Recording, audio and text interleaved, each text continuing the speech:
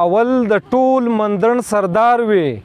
اوس د بیسک په ګټه کېنه مسافره. عمران ډېره زیاته مننه کومه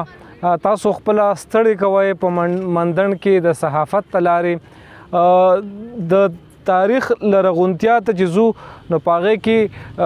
بونیر یو ځانګړی تاریخ لري او په بونیر کې مندړ د دغه تاریخ یو ځلنده باب دی. یقینا زمونږ پښتونولي دا موږ چې په کوم ځای کې ولاړ یو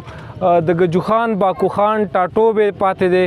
او د تاریخ په اوږدو کې د دې خلکو ژوند پښتونولۍ ته ډېرې ورکړي دي. زمونږ پښتني روایات نن هم ژوندي دي او دا ډېره د خوشحالۍ خبره ده چې کله منې ختم شي نو د زمانو راهیسې دلته به مشرانو میلې کولې. هغه روایت نن هم را روان دی او نن دلته د ټي ایم اے لخوا د ناظم لخوا د ضلع انتظامیې لخوا یو هڅه شوې ده چې میله را جوړه کړی شي. په دغه میله کې که یو طرف ته به روایتي لوبې لکه کبډي، څخې،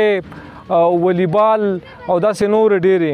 نو د هغې سره سم دې کې به مشاعره او په مشاعره کې به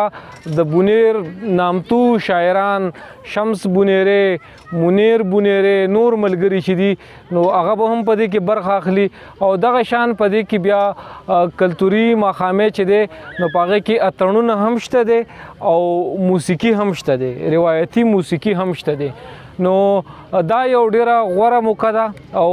د دې ځای انتظامیه چې ده نو هغوی دا یو موقع ورکوي چې ولس راټول شي او هغوی خپل د جمع استقبال د میلې سره وکړي او خوندونه ترې هم اخلي. نو زما هم خواست دی خپل دغه ټول کام ته چې تاسو راشئ،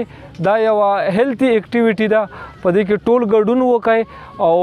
د دې ځای نه د امن او د مینې پیغام ورکئ.